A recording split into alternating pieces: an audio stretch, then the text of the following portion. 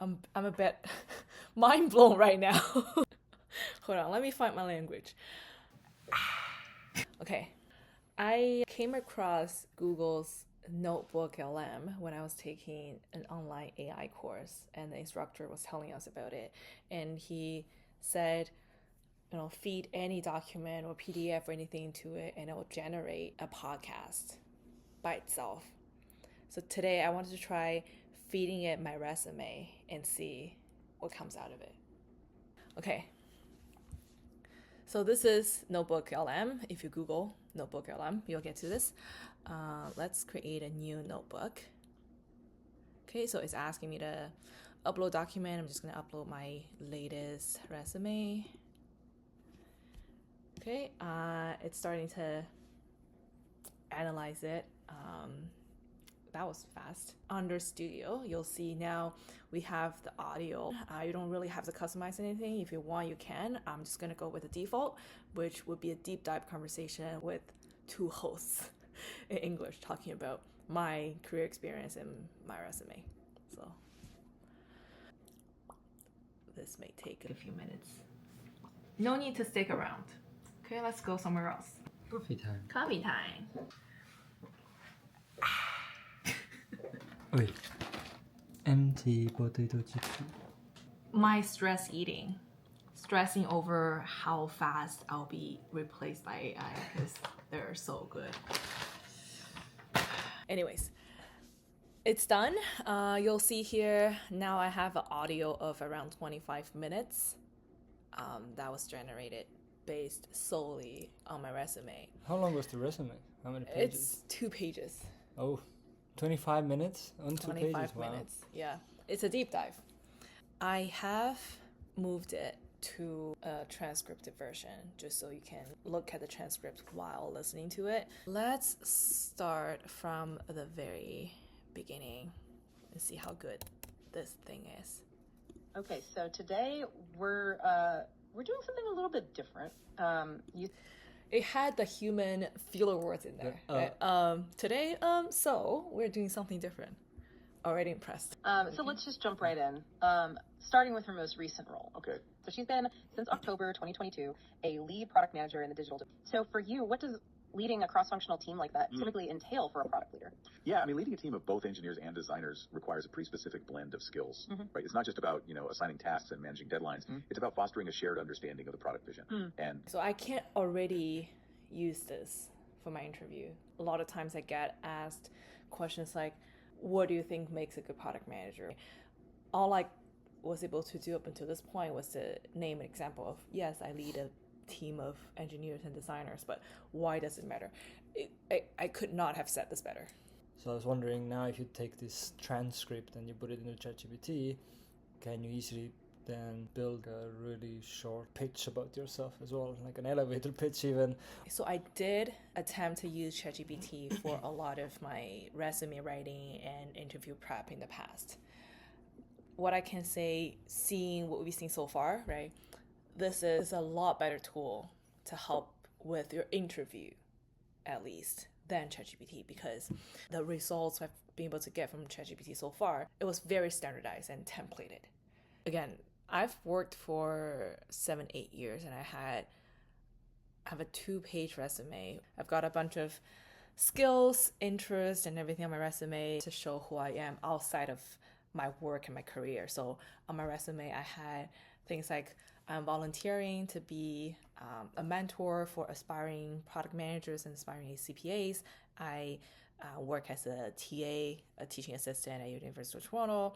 I'm also a certified level 2 instructor and all that. I debated if I needed to put in those information. That's not related to what I do for work. But again, this tool summarized it and put everything together pretty nicely for me. Let's hear this.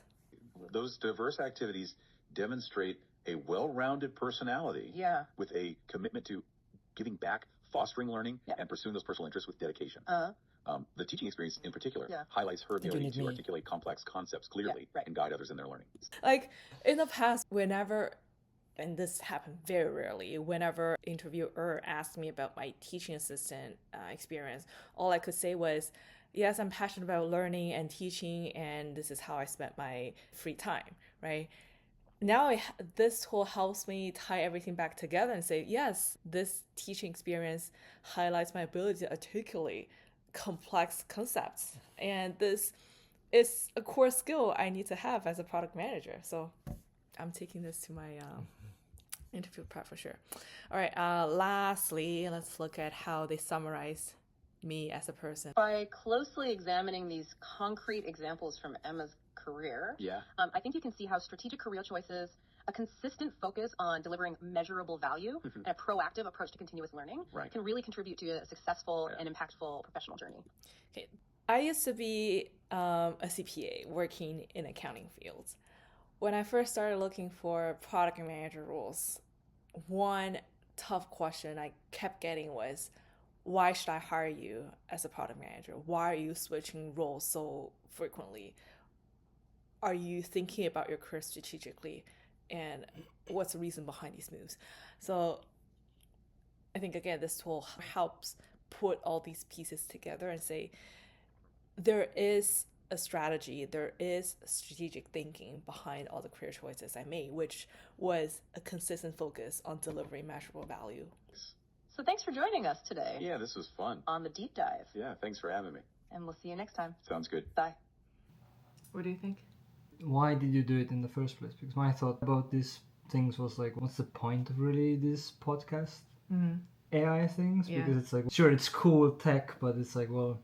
Yeah, I think a few things to it. Number one, if you're using it for career-related things specifically. So the exercise we had just done, running through your resume and having this sort of narrative helps you understand yourself better and how to present yourself better in front of your colleagues, your boss, your potential recruiters, etc. And the way they articulated my achievement, my experience is something I can directly use in drafting my elevator pitch or answering real interview questions during an interview. If I were to jump out of the job searching interview prep kind of space, the immediate next use I could see myself using it for could be, let's say I'm reading an article on how LLM works. It's going to be daunting and maybe a little boring for me to read through a 30-page article. But if I just feed the article to NotebookLM and ask it to spit out a 15-minute podcast, and I can just listen to two people talk about the content in the article, I think it's a more efficient way of doing it, and it probably helps me understand the content a lot better than just, soullessly reading through the academic paper. So yeah, other than it's just cool and fun to play around, I do think there's some practical value out of it. It might be cool before you go, let's say, to an in-person interview, to have it play in your ear, in your AirPods, and just listen to it. Oh, I like that. Like, have a voice in you that sounds like a human being telling you, you got this, right? You're a great candidate. You have all these credentials and capabilities and experience under your belt, and you're going to ace this interview. Because I think it's just confidence building, because people suck often pitching themselves, and I think a lot of it comes from like this lack of confidence, they're in your ear constantly being like, wow, you did this thing, that was really cool. I think that you can sit down with that confidence in yourself as well and be like, yeah, I did this really cool thing, I'm really proud of it and excited for the next thing. I love that.